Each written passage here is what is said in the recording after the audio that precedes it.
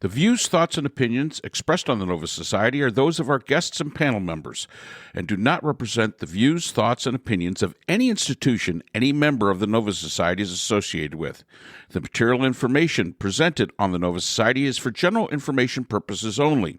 Reproduction or dissemination for the purpose other than education is prohibited without express written consent of the Nova Society. We'd like to welcome everyone back to the Nova Society, and today, Scott, Priscilla, and I will be having a discussion from the mailbag. Asks a really interesting question. Studies show that the least successful students are those of color. As educators, is this true? And if so, why do you think this is the case? So we look at a bunch of different factors that exist in higher education, as we are all providers of higher education, and we try to figure out this question. What is it that makes these statistics show that those students of color are less successful as far as graduation rates than other students? So let's listen in. So today we're once again reaching into the mailbag, and Priscilla will not enlighten us with the Blues Clues mailbag song. All right, so we actually got an email from Kelly, who goes to George Washington University. Yay, go George Washington!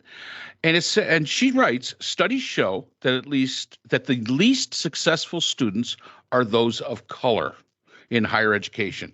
As educators, is this true? And if so, why do you think this is the case? And I know Priscilla has a whole bunch of thoughts onto this. Well, it's a corner of research I find myself in very regularly these days. And so it's coming out of data around like student success data and financial aid that our students of color are the least successful. And notably, our Black African American students are the least successful. And then within that, there's gender and various intersection differences. And so the question is, well, why? And I think part of it, you just have to zoom out and look at the larger system of education and where, what kind of educational on-ramp some of these students are receiving. Because if they're in certain communities, they're getting a fundamentally different education towards college preparedness than, white students in different communities. So I think it's that lack of success is on one hand a systemic problem. But then on the other hand, a lack of awareness of the unique supports different populations might need to be successful in college. So a student who is a Black man needs something very different than a student who is a white woman who came from a affluent family. And so, but colleges don't necessarily build those supports or develop those communities. So it's really kind of it almost becomes like you have to create it for yourself if you really want it bad enough.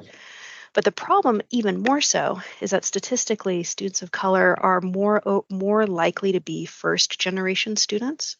And first-generation students, more often than not, don't even know what help to ask for, because it's not something that's anywhere in their support network to be like, oh yeah, you know what, you could ask for help and you can get the support you need. Like, I didn't even know support was an option. Scott, what are you thinking about this?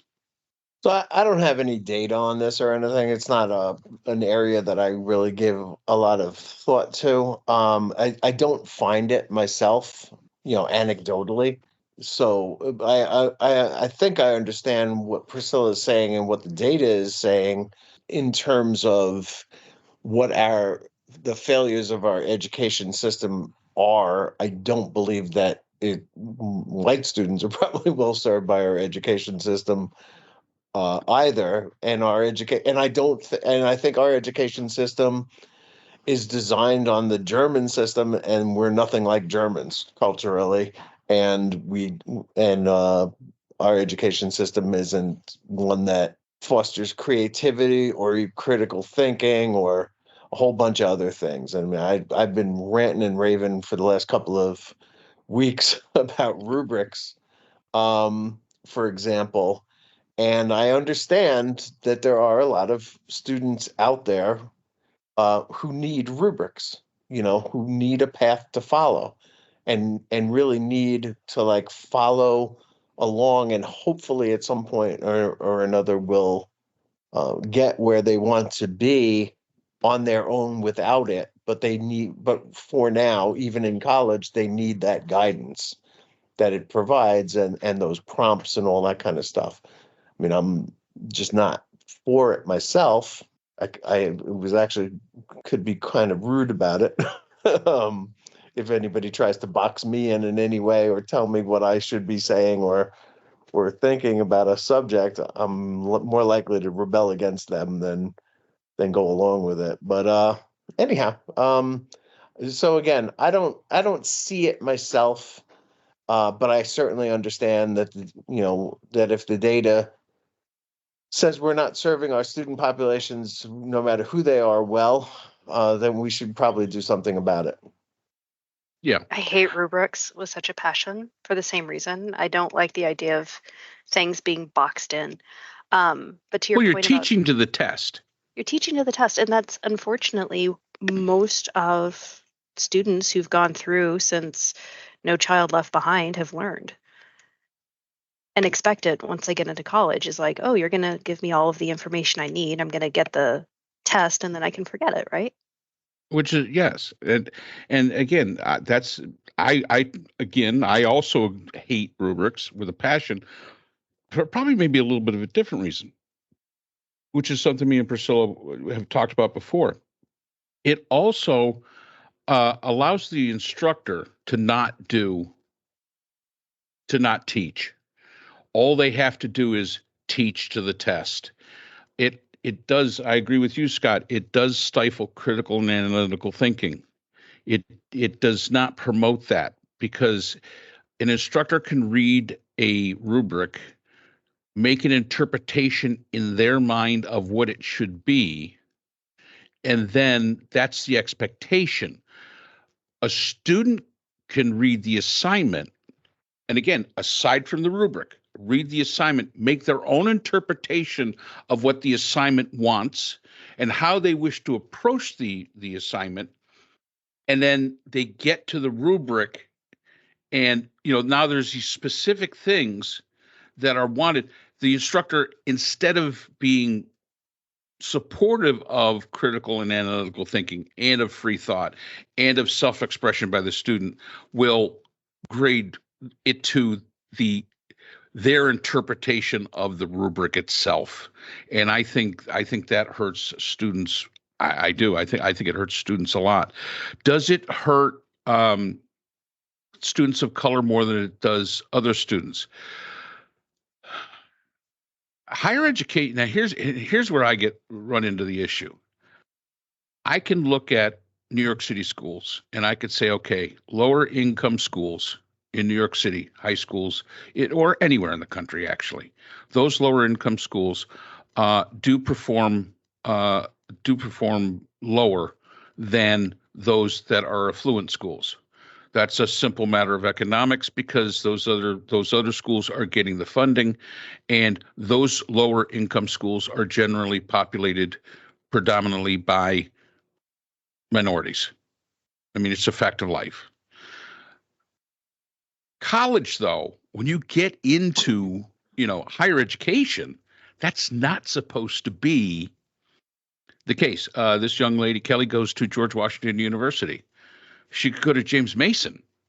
I mean, you can't say one is the lower income school than the other. I mean, you could say one has, higher tuition than the other. Yeah, absolutely. But once you get into the university, it should be a level playing field. There are no, I guess I would say lower income universities, although, there maybe are a couple. And that's probably why when this was kind of brought out, and I was looking it up, HBCUs, historically Black college and universities, their enrollment is way up compared to everybody else. And I was listening to a feed by one of those presidents of one of those universities, and she said because they feel comfortable here. So what are they doing that we're not? Because none of us teach at a historically Black college or university? Well, I think they just, by the nature of who they are more mindful of who their students are, what their students are bringing to the table, and how to support them as students, rather than this other concept of, well, you're here in college, therefore you're, one of the privileged few, so we're going to assume you know everything. So I have an ancestor who actually founded a college that's now an HBCU, and he was a Quaker.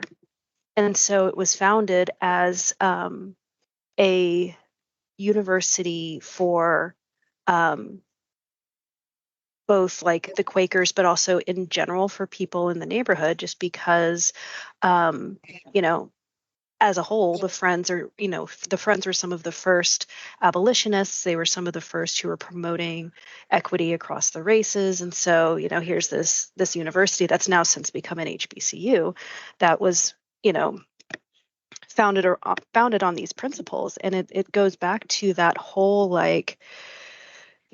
social justice kind of piece that says you can do this. Other people have said you can't, but you can, and here's a space where you can come and be safe to do it.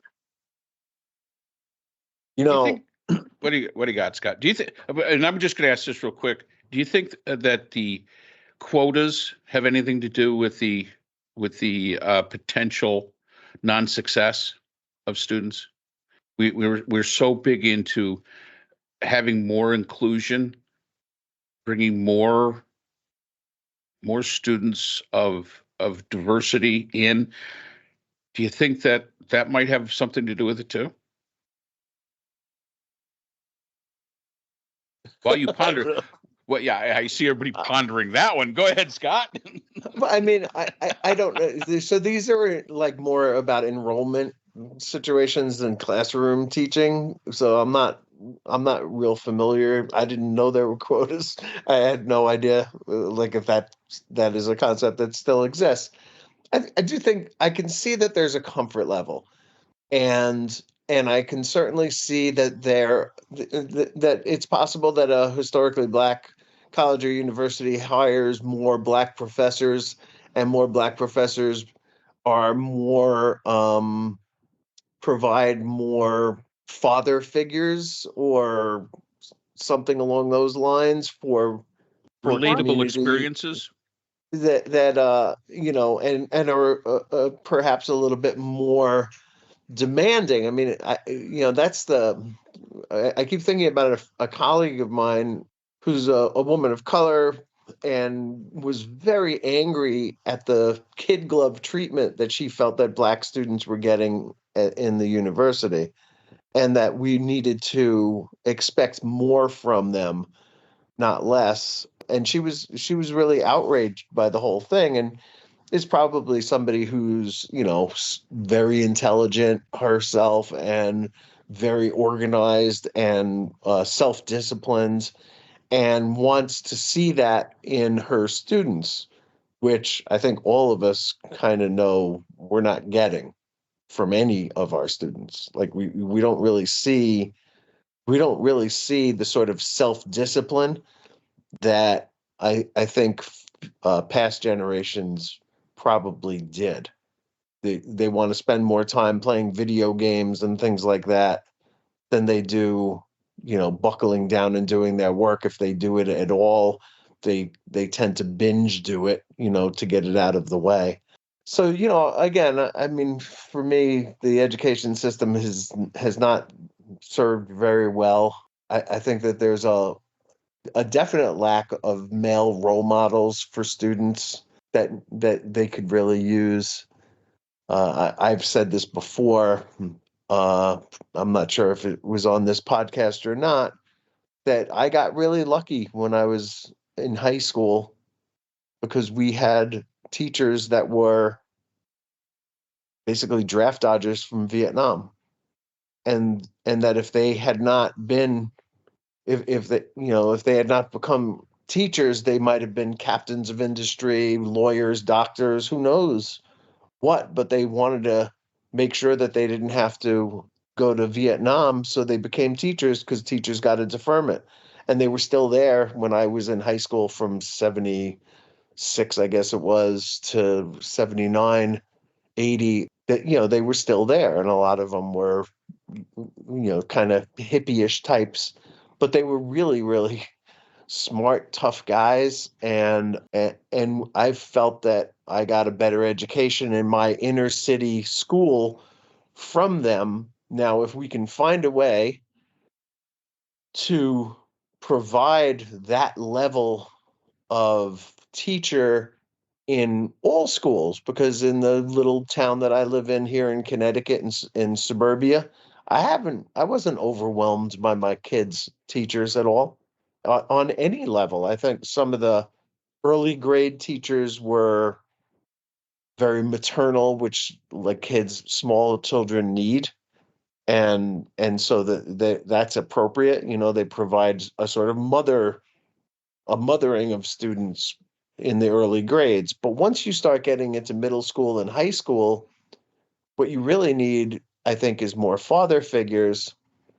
And I don't think that students are getting that from teachers on that level enough. And, I'm sure it's worse in areas that don't have high property taxes and don't support their schools the way my town does. My property taxes are quite high, and all that money goes to education. One last thought on this. I On PBS last week, I think it was, there was an American Masters about Daniel Patrick Moynihan, who's one of my personal heroes. Obviously, he was a senator from New York for a lot of years. But before that, he was an academic. He taught at both Harvard and MIT at the same time and studied sociology and the effect of poverty on people. And his 1965 book, A Case for Action, The Black Family in America, really did outline what a lot of the problems that the Black community had at that time and probably still does have, which is that poverty breeds discontent. His own father abandoned his family. He said slowly, bit by bit, by going further and further to find work. Didn't really mean to abandon his family, but ultimately did. And when they found him, he was living in California with a whole other family that he had, and finally found a steady job, and was able to raise that family the way he could never raise the Moynihan's family back in New York City. So I guess that's a long way of saying that issues like poverty, which are systemic, the lack of equity in our system, the inability to provide role models, the a bunch of other factors probably go into creating the college students that we see. And, I'm very rarely blown away by somebody's intelligence or drive on the college level. Everybody seems to be just sort of drifting along and doing the minimum that they have to do to get by. And nobody is really like intellectually driven to learn as much as they possibly can. And I think it's unfortunate, and I think it's a failure of our system. So I'll give you role models, but I do have to question father figure role models in our teachers. Um, Mark's smiling. He's like, I was waiting for this. I was prepared. In fact, I wrote something down as we were doing that. And it's not so much like, I do think they need role models. And I think each student is going to need a slightly different role model. It's very likely that as they get older, a student does need a more compassionate figure because they have an authoritative household, or vice versa, depending on what their situation is. So it's not like a one size fits all. But I think one of the challenges by boxing role models into certain category types is we risk reinforcing the same kind of patriarchal hierarchies that have created this like perpetual cycle of othering, so by allowing for the role modeling to situate into the educational space and around the student, now we give students that space to grow and develop because we're now giving them what it is that they need to learn. Because, our education system has proven for the better part of over 100 years now that not all students fit into a single authoritative model. Not all students are capable of sitting in a desk for 8 hours and then taking a standardized test for 10. It's not the reality of who our students are anymore, and it's not a reality of our society either. Yeah. And I have to admit, I mean, there's a couple of thoughts I have on this, and that is, number one, I was actually in a grade school this past couple of weeks doing a service project, and I noticed that kindergarten, first, second, third, fourth grade, they don't call them students anymore. They're called friends. Friends were going, and it was like, what? Yeah, I mean, I could not picture the nuns at my Yeah, school. the nuns wouldn't have nuns No, wouldn't have done that. No. friends didn't have gone very well. I totally agree with Scott that it does have something to do with socioeconomic status, and I think the university bears also some response. The universities bear also some responsibility. We treat the student as a customer, not a student. And that makes me, I always tell my students, if you want to be treated like a customer, go talk to advising or, admissions. They'll treat you like a customer. When you're here with me, you're the student. And there's a difference there. And I think that sometimes some of the people that are teaching today, although they would like to be that old school where they say, hey, you're the student, but they're afraid to actually push that envelope because they're going to get pushback from somebody else. And it goes to what Scott said. The colleague of his saying, I think you're treating them too much with kid gloves. Sometimes a good kick in the pants is what a student needs to get that motivation. Not friend, let's all play. They don't need that. They need that bit of incentive and knowing there's expectations. And I think that what we're finding is that universities now are really treating across many of the departments and universities, treating students like customers. And I think that has the exact opposite impact on students than the desired impact. Yes, it keeps them happy, but it does not set them up to succeed. Which, of course, is the time I have to tell you I have to leave. So, which is exactly when. So we will move on to the next topic. Priscilla, always good to see you. We will see you next time. Thanks, Priscilla. See ya. Can I just finish a thought go on ahead. this? Yeah, that was just Priscilla doing her exit. The exit stage left. So, there's an article in The Economist about how men and women, boys and girls, younger people are diverging, right? And Priscilla brought up the patriarchy, and I'm sympathetic to that idea. But, it's possible, as with many other things that we're going to discuss, that we've gone too far in the other direction. The correction is now in need of being corrected. And what we see is that women, according to this, in rich countries, 18% of girls fail to learn how to read at a basic level, but 28% of boys do learn how to read at a basic level. And that women are more likely to earn college degrees 46 to 35%.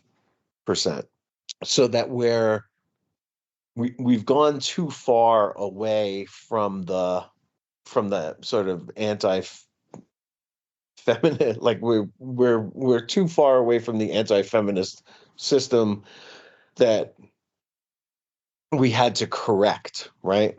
Okay, yeah. And it's difficult, but I do think that we probably need to start thinking about what because here's a bias probably that I didn't know I was having. When I was thinking of students, whether they were African American or white, I was thinking of male students. And so I wasn't I think that the girls seem to be okay. It's the men that I kind of young men that I really worry about, um in terms of like their lack of motivation and their inability to get turned on by ideas and their very simple way of looking at things, which more or less comes from their parents, and they're not exploring out there like your generation and my generation did to be on their own. They're sort of just following the script that their folks have written for them. Some of the data that shows, I'm not sure if it shows that minority men or women are the ones that they're considering the least successful. I'm making the assumption that they're considering minority men being less successful than minority women. But I think that, it kind of all ties together in my mind. Schools don't have written quotas, but you do know that they do attempt to make sure that the student population has some balance, because somebody in the government in the United States Department of Education does look at that. And they've looked at it at places like Harvard, they've looked at it at Yale, they've looked at it at Dartmouth, all the Ivy League schools. There may not be a written policy that addresses this. However, there is somebody's looking into it, and I know schools are cognizant of it. And when I said, the quota system, my thought is that, all right, sometimes students, and I know this happens a lot, and this happens across the board, not only with minority students, but with also all students. Once they're in, they feel that they're entitled to pass. Everybody thinks they deserve an A. And I mean, everyone thinks they deserve an A. I'm wondering if that plays anything into it to a student, especially a student that is not being treated, maybe being treated in the classroom like a student, but by the rest of the university is being treated like a customer. I'm wondering if that puts it into that psychology of, I have to succeed because I'm here. And you know what? Your job is just to give me the grade and let me succeed. And I do know, and this has been happening for years and years and years. Students, even in primary school, are moved on to the next grade, because it's not like when you and I went to primary school, you got held back. Very rarely does that happen today. Yeah, I mean, from the lack of pre-K or the lack of mothers reading to their children or whatever it is, fathers reading to their children, we've taken a big misstep in our education. Yep. That trickles up to Yep. to where we're teaching now. And I would just love to, there were college professors that I had. Actually, one that I didn't even have. I remember this very distinctly. I had a bunch of friends who were communication majors. It was rhetoric and communication at Albany was the department, and a bunch of my friends were in that major. And there was apparently a professor there who kind of stammered sometimes, especially when he got very excited by something. And they all used to emulate him all the time and copy that sort of stammer that he had when he was really excited by something, and he would like try to, choke out the words. And I remember thinking at the time how funny it was, but this guy was like a real role model for them. Yep. They thought he was great, and they loved his class, and they wanted to be like him. And I can't say that I'm providing that for my students, male or female, that my ideas or my style or whatever turns them on to want to, you know, be like me, in that I'm willing to sit down and read through a lot of material to learn something, and take that time, Whereas, they want to just talk into their phone, ask it what they need to think, and be told what to think by their phone. It's a real different world that we're living in now. Definitely different students than what we had originally, than what we were. And that's, that's not saying, gee, we need to go back to the good old days. That is saying that we have to realize education hasn't changed very much. Other than the fact, as I say, that they treat students as customers now, but education needs to change to address the needs of not only the minority students, but all students, because I think in many ways we're failing all of them in one way or another. All right, that's it for that one. So that's all the time we have for today's episode. The Nova Society is a production of the Phoenix Research Institute. We'd like to thank our sponsor for this week's episode, the Phoenix Research Group, an independent research consortium offering social issue solutions to NGOs and international government agencies through multidisciplinary, nonpartisan, and unbiased research. We'd also like to thank our podcast partners, Buzzsprout, who hosts the Nova Society, Audacity, our editing partners, Podkite, who does all our analytics, iHeartRadio, where people get their music and podcasts, Apple iTunes, the largest source of music and podcasts on the internet, Spotify, the most popular source for the Nova Society. The Nova Society is available on all these and other quality platforms mentioned in our description. We'd like to thank our listeners. Without you, the Nova Society would not be possible. If you have a comment, a question, or would like to be a guest on the Nova Society, we can be reached at nova.society.podcast@gmail.com. Always remember, the power of society is knowledge. So for Dr. Scott Gershworth, Dr. Priscilla Hobbs, Dr. Brooklyn Ann Weldon, and all of us here at the Nova Society, I'm Dr. Mark Bound. Be well, and we hope to see you again next time.